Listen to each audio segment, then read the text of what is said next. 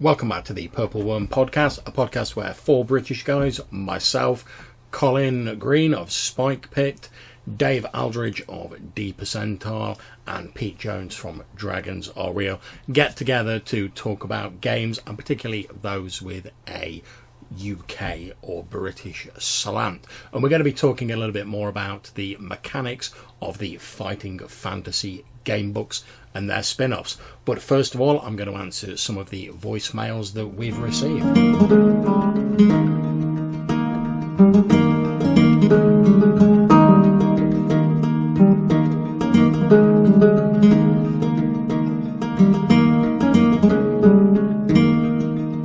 Hey up guys, Shandy Andy here.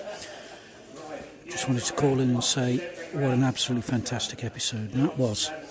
We've got this imaginary vision of this gauntlet getting thrown onto the ground and the sound reverberating all the way across the Atlantic to our friends across the pond. Just shows us Brits. We might not be able to match them with quantity, but with quality we're right up there with them. Absolutely brilliant guys. I just wanted to say I hope there's going to be a lot more where that came from.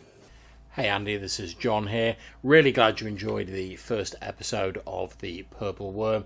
We had a real blast recording it, and we're certainly hoping to do some more in the future. I don't know about throwing down a gauntlet to people across the pond, because I'll be honest with you, there's a lot more of them than there is of us. And obviously we all enjoy gaming together, and this is all just like banter. But if us doing this gets other people doing group casts and collaborating and stuff like that, then it'll definitely be worth the effort. And to be honest, even if it doesn't, I really had a great time personally getting together with like Colin, Pete and Dave and just chewing the fat about RPGs. And I'm really looking forward to delving into some more of the sort of more British games and the sort of unique vision of British fantasy in the future. So hopefully there'll be a lot more there for you to get your teeth into. Right, now we've got another call in from Andy, so take it away. Hey up guys, Shandy Andy here.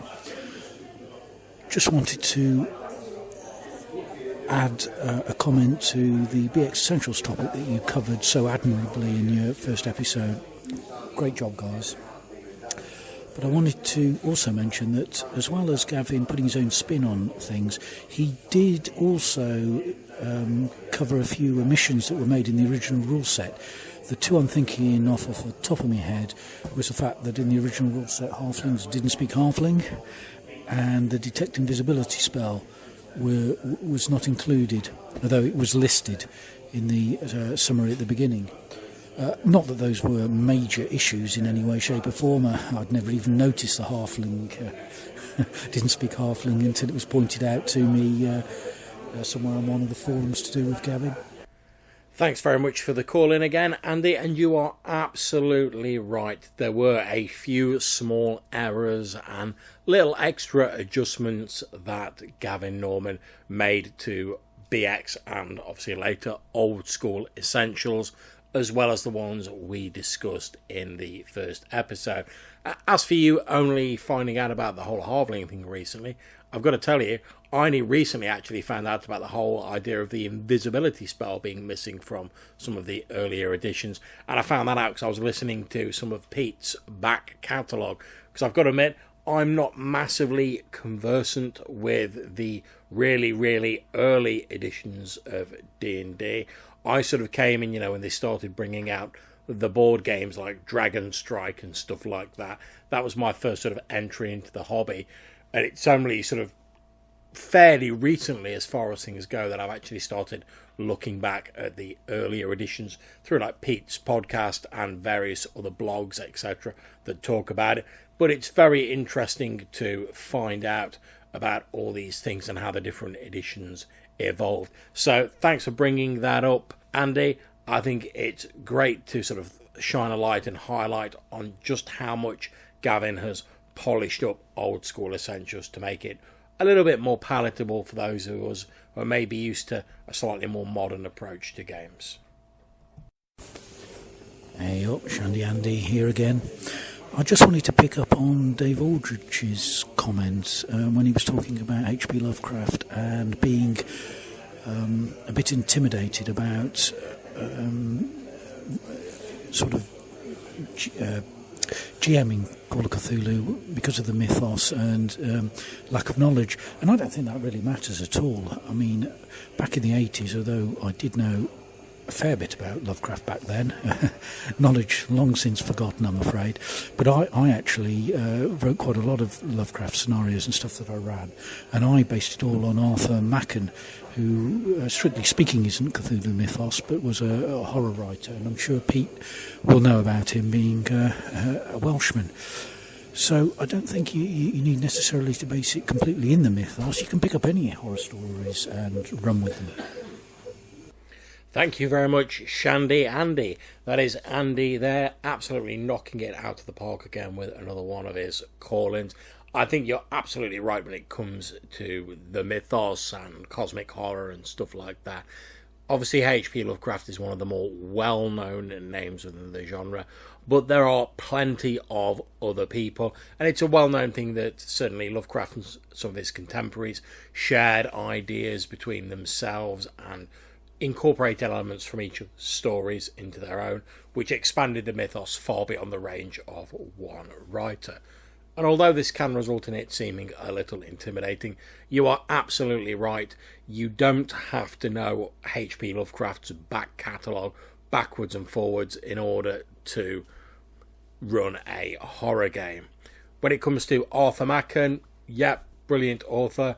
The Great God Pan is one of my favourite stories, and I also have his collection, The White People and Other Tales, which has that whole sort of pagan sort of ancient horror vibe to it, which, as someone who's a massive, massive fan of the film The Wicker Man with Christopher Lee in it, I really love that whole sort of pagan, ancient deities, sort of society that time forgot that existed before now vibe. And I think that can add a very interesting and slightly different element to the mythos when it's sprinkled judiciously into a setting.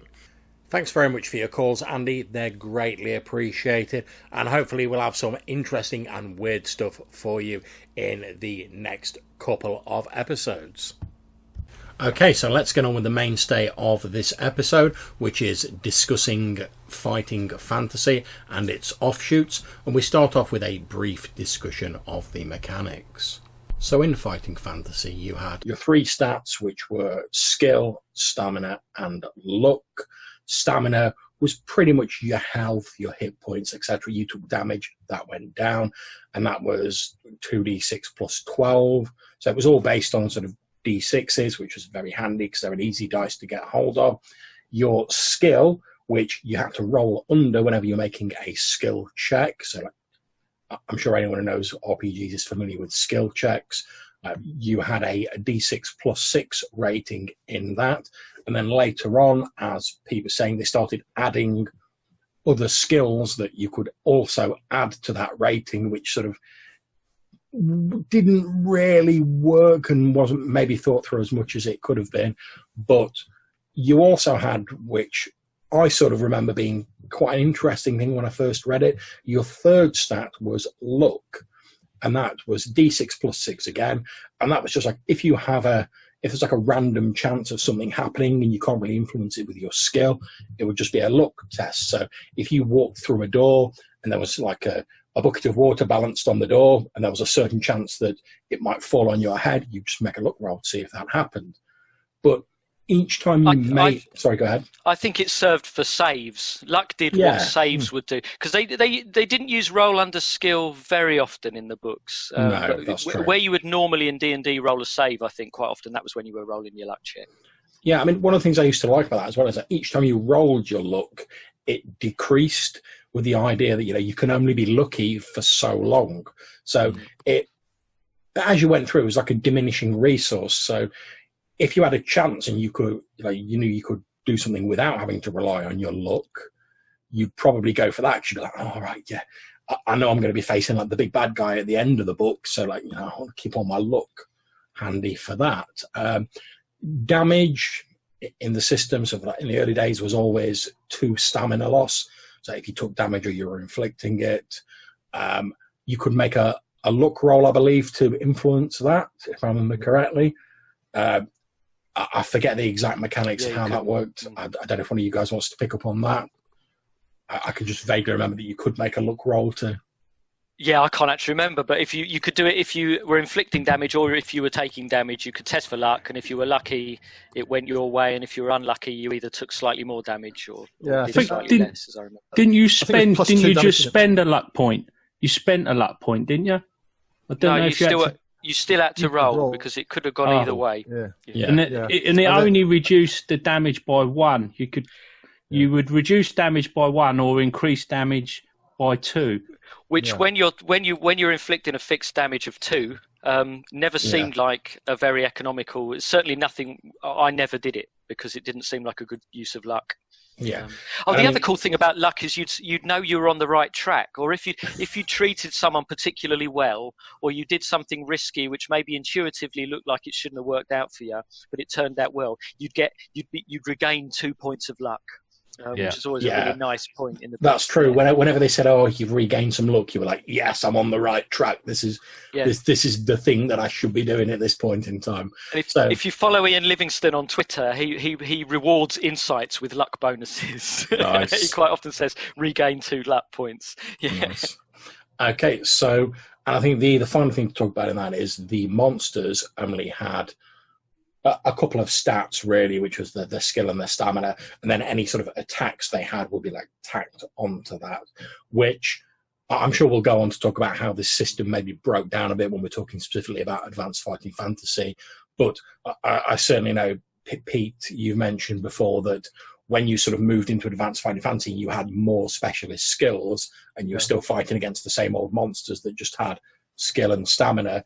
Yeah. They were pretty easy to defeat in the main, because you were like, well, actually, I'm not only adding my skill, I'm adding my short sword specialist skill or whatever, and they're still stuck with their basic skill. But I think when you were you're doing the basic game without the specialist skills, it worked absolutely fine, because the monsters, certainly in Out of the Pit, was sort of scaled for the traditional sort of fighting fantasy game book, as it were. Right. But what they were addressing, of course, with the special skills was the fact that otherwise your character is only defined by the one stat. So you're either good at everything or average at everything or bad at everything. So they were trying to give a little bit of variation between characters, but it had that knock-on effect. Yeah, I mean, I think I can certainly see what their sort of aim was, but and obviously it wasn't at a time when we had all the vast accumulated knowledge of like other RPGs being produced that we've got now. So I think they were sort of like forging their way into like a sort of unexplored territory, as it were, at the time.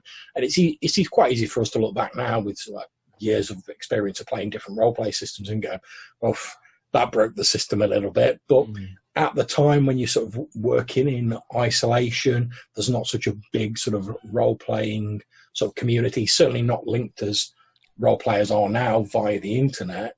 I could see how it would be quite easy to go, yeah, that'll probably be all right, and not think, oh, this is going to have a knock-on effect to another part of the system. Yeah, but you're right. So playing this in the early 90s, I was the only person I knew with the book, and I had a group. There were quite a few people that clustered around it, but you're on your own. I didn't have a community, a game shop, anything like that. So it's quite funny how much of game design you kind of have to learn from that. So we came up with lowering the skill stat.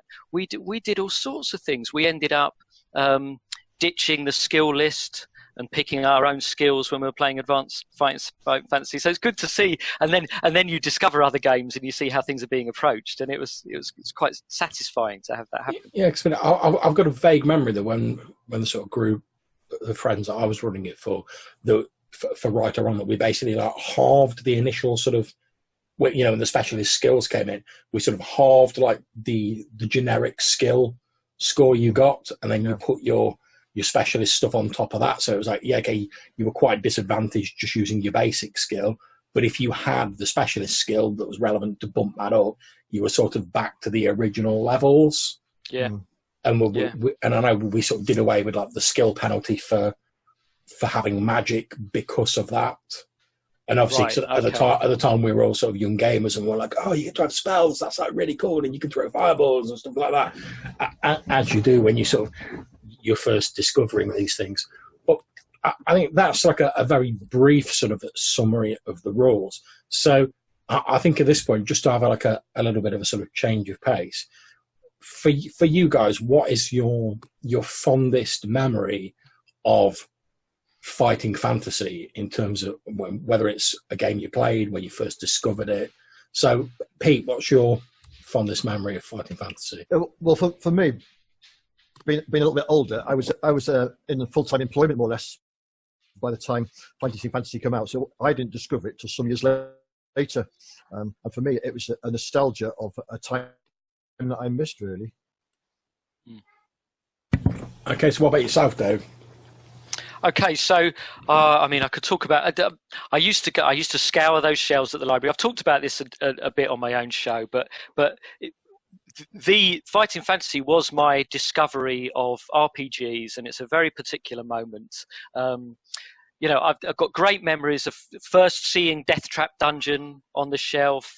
Actually, the first one I played was Freeway Fighter, which was the first experience I'd had of a kind of post-apocalyptic Car Wars setting, predated Mad Max and all that for me. I found that was amazing, an introduction to a genre. But the big moment for me is seeing the Riddling Reaver on that shelf, thinking, I haven't played that one. Looking at the front where it says 4 thrilling role-playing adventures, thinking, 4 in 1, that's good. And then bringing this home and realizing that it was something else. This wasn't a game book at all. I was trying to thumb through it. No, it doesn't make any sense. It had an intro. And gradually, as it dawned on me what this was, that was my discovery of the whole idea of an RPG came through picking up the Riddling Reaver off a library shelf. So that is, that's the big contribution of Fighting Fantasy for me, really. And still, I go on about it, but still, I don't own a campaign book to match the Riddling Reaver, which may be a lot to do with nostalgia. Look forward to seeing what other people say about that book, but it made a big impact on me. Excellent. So, what about yourself, Colin? Well, for me, it would have to be the fond memories of Death Trap Dungeon, which was the one I played the most with my dad. We would be on family holidays, probably, I think at the time, with the trailer tent in Wales, sitting there, and we'd either take turns in reading bits out, or he'd have a go, I'd have a go, and we kind of would muddle through the Death Trap Dungeon, because he would work away quite a lot, so as a young kid, you'd maybe see your dad for about an hour before you went to bed after coming from work and stuff. But at holiday time, you was really spoiled for time. And, Death Trap Dungeon would be probably my fondest memories, because it was always the solo books. I never went into the bigger RPG thing with Fighting Fantasy. And, that would be that. Yeah, I mean, I think for me, the sort of the most striking memory I have of it is reading City of Thieves, and I've got the idea of reading some of the earlier ones when I was like, all right, okay, so the good guys are like good guys, they're like adventurers, and then there's these evil monsters that you're like working against, and there's a picture where you come across like 2 city guard in Port Blacksand, which is like your wretched hive of scum and villainy, and the 2 city guard are like big sort of like orc style, like ogre style guys wearing like black armor, and they're obviously wrong uns from the picture, but they're like city guard. And I just remember like seeing that, and I was like, what are these like evil like monsters doing as like city guard? And that's one of like the first encounters.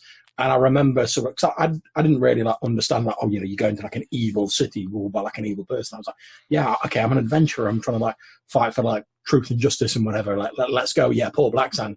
And seeing that picture, I was sitting like, all right, this is like a bad place. Like that one picture just summed up the rest of the setting for me beautifully. So I think that's sort of my main memory, and it started me off thinking that, all right, okay, again, not everyone is sort of like good as good or like dark and evil. There's all different sort of shades of grey in between that, and it was the first time I'd really sort of grasped that in terms of RPGs. Right. It introduced a genre concept, if you like, a bit like Freeway Fighter for me. I wonder how much of my first encounter, or how many of them, first encounters with a lot of genre concepts were actually through those books. Because they do jump about. That's the thing I like about them. They took in so many different flavours of adventure. Well, that was it. I mean, I think part of the reason why I'm maybe slightly more accepting than some people, not all people, but some people, of some different genre elements being brought into like fantasy, is because when I started reading fighting fantasy, I started off obviously like Warlock of Firetop Mountain, then it was like Starship Traveller, and I was like, oh yeah, all right, okay, it's the same rules, but now I'm like captain in a starship. So that's you had some crew. You had some crew too. That's the picture. It's reproduced in Dungeoneer. That's from Dungeoneer, that copy. Yeah. Well, we've got to talk about artwork as well. We can't get by without. Yes.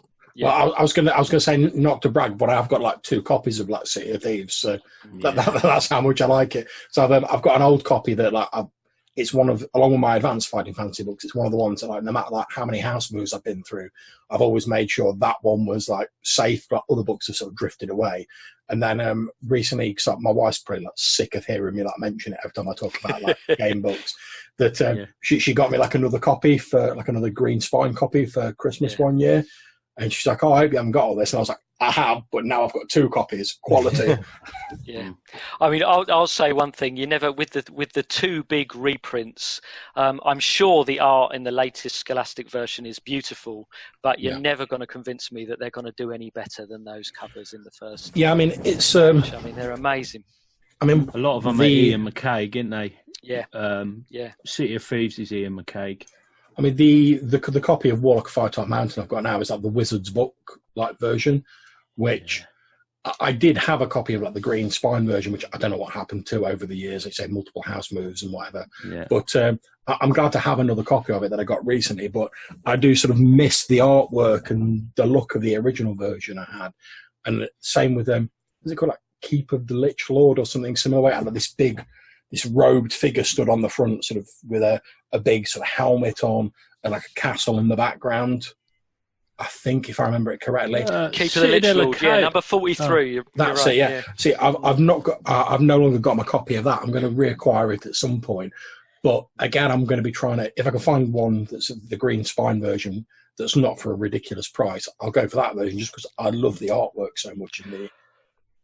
Yeah, it's the Blood Beast for me from Death Trap Dungeon. That is just, I mean, that's the iconic cover. Yeah, I mean, if you talk about like a beast that looks like it's literally been like dredged from someone's nightmares, that is pretty much it. And I've got to admit, when I sort of later went on and I started like reading like sort of Cthulhu stories and sort of like realizing there was like Call of Cthulhu and stuff like that out there, it was always the beast from Death Trap Dungeon that I used to like think about when they first were like, oh, this is indescribably horrible beast and it's got these bulging eyes and whatever. And my mind would instantly think, oh, yes, it's like the creature out of Death Trap Dungeon. Yeah. Okay, so the Forest of Doom. Yeah, the Forest of Doom changeling. Yes. Yeah, that was quite nasty. With that hood on and that weird reptilian face, Yeah. I think I've actually, there we go. Look, there's the cheeky chappy, if you can see him. That's the guy. On my green spine version there. But obviously you guys can't see this, but doing because it's an audio podcast, but, as opposed to all the non-audio ones that are out there. But essentially, the cover shows this strange sort of changeling shape changer wearing like the ragged remnants of probably some stolen clothes, and it's midway through changing, so there's like spines coming out of it that's starting to push through the clothing, and it's turning to look directly at you, the reader, with this odd sort of drawn reptilian face with like a multiply forked tongue lashing out of it, with this sort of spooky style forest in the background. It's just a great example of the artwork that was on a lot of these early fighting fantasy. There was no messing about it. It was like, right, there are monsters in this book. Here's one of them, and it's looking at you on the cover. Yeah. And that's one of the things I remember about the original artwork. Not all of, but most of the sort of villains that were on the cover, they're always looking out of the page. Well, they're kind of coming at you. I seem to remember the Changeling is pretty much on his way at you in that cover. Well, it's like, again, if you look at like City of Thieves again, it's got Zambarbone, like the Lich, with his weird sort of skeletal face, scythe over one shoulder, and he's he's sort of like testing the sharpness of his scythe with a bony finger, and he's looking sideways out of the cover at the reader. Yeah. Yeah. And I'll tell you, I don't think they were shy with spending a few pounds on them, on commissioning that artwork. That they were always expensive, lavish-looking productions. Yeah, but also, I mean, and the internal art. I mean, the things were decadent with internal art. You know, big full page spreads, little repeated bits, little repeated motifs. But they were completely indulgent with that internal art. It's fantastic. Yeah. So I remember talking Death Trap Dungeon. I mean, so much of it is. I remember there's in the introduction there's reference to the Eastern assassin who goes in just before you, or the black robed Easterner, something like that. And there's a picture of a ninja there, which I've never forgotten. Where you meet the barbarian character, and that full page of him looking at you, they're just fantastic. I could name dozens and dozens of pictures that have stayed with me in those books. And of course you're flicking through, you see the pictures, you think, oh, I wonder when I'm going to meet him, or I wonder if that's going to happen to me. Fantastic. I mean, I know I've sort of railed a bit on my own podcast about sort of books that like excessively use art to almost make up for the fact that the sort of like the quality of the written word in them isn't maybe up to snuff, but it never really. Fighting Fantasy seemed to like strike that ideal balance for me. Like the writing always felt top notch. It was really engaging, really sort of drew me in. And the pictures didn't feel like they were padding. They felt like there was sort of an ideal accompaniment that just sort of like accentuated your enjoyment of the writing. So you'd read like a nice description of the monster and you think, oh, that's serious. And then on the facing page, there would be a picture of that monster sort of looking out at you. And it all just sort of went together hand in hand. And I sometimes feel that with certain books, that they've never really sort of matched that in other books. No, it's a master stroke in them books. The way they took all these potentially disjointed paragraphs, some of them were quite short, and then stitched it all together. And I never really found myself being pulled out of the fiction when I had to flick to the next paragraph. And I think the artwork was a good contributing factor there, because that almost hung in your mind when you got that really graphic image. It was still haunting you. It was still hovering in your mind as you turn to the next few pages or whatever. So here's the thing, so the quality. So I agree with you. The impressive way that they are put together, you can't really argue with that. It's quite amazing. I don't know much about the writing style. I think it would be hard for me to criticise the writing style of these, because they've probably been so formative on the way I think through fantasy. I mean, they were the thing that I read for a long time. But there's a couple of things there. So. Warlock of Firetop Mountain is a good example. They get collaborative writing credits, but famously they wrote half each, didn't they? You've got one wrote the dungeon part and one wrote the wilderness part. I can't remember who did what, and then they mixed together. I mean, if you wanted to be really brutally critical about them, the dungeon ones are quite bizarre. I mean, I said this in my my review of Fighting Fantasy, the introductory role-playing game. The couple of dungeons that are in there are just completely ludicrous. They're just a bunch of disparate rooms with interesting things in. And even Death Trap Dungeon, I mean, the point was you could get away with it for Death Trap Dungeon because it was supposed to be, a trial. You were sent into the dungeon. It was just full of things which were there to kill you so that you didn't win. So everything had an excuse for being there. But quite a lot of those, I mean, the dungeon logic was a bit of a problem. What are these creatures doing here? Why is this item underneath this pile of maggots that I've just reached into? And there was a time in my life, I suppose, where I used to go, well, they could have done a bit better than that, couldn't they? They could have. And of course, lots of other people did game books off the back of them where they did try for a much more distinctive flavour. I remember a couple of the writers who did some Fighting Fantasy books did another series about ninjas. It started with Avenger was the first one. There was a whole series where it was just kind of ninjas.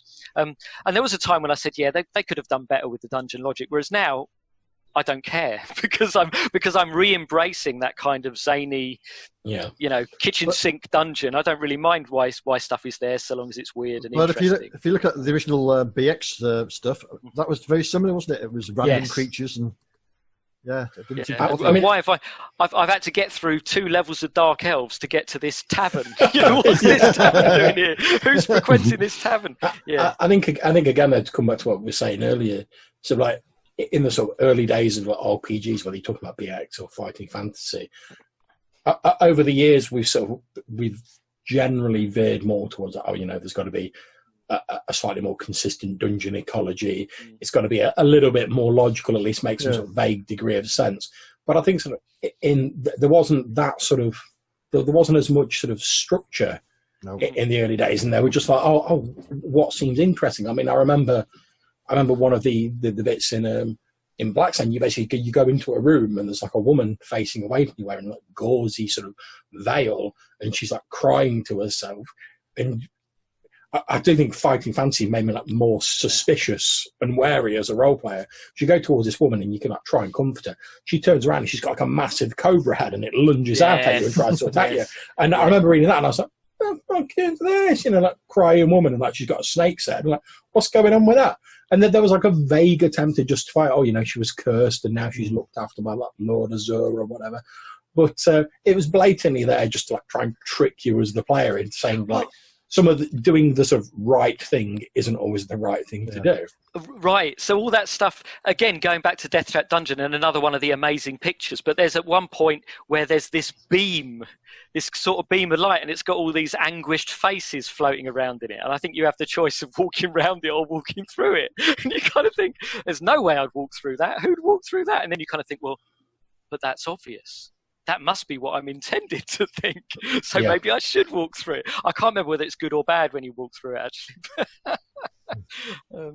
They do that all the time, don't they? Yeah. Now that's the obvious thing, but now it's the but it's the Princess Bride thing, isn't it? Yeah, that's it. Yeah. And that's it for this episode of The Purple Worm. We hope you'll join us next time, where we'll be answering some more voicemails, and we'll also be diverging into talking a little bit about advanced fighting fantasy, the sort of further offshoot of basic fighting fantasy. We hope you'll join us there, and until we see you next time, roll those dice, enjoy yourselves, and watch out for those purple worms.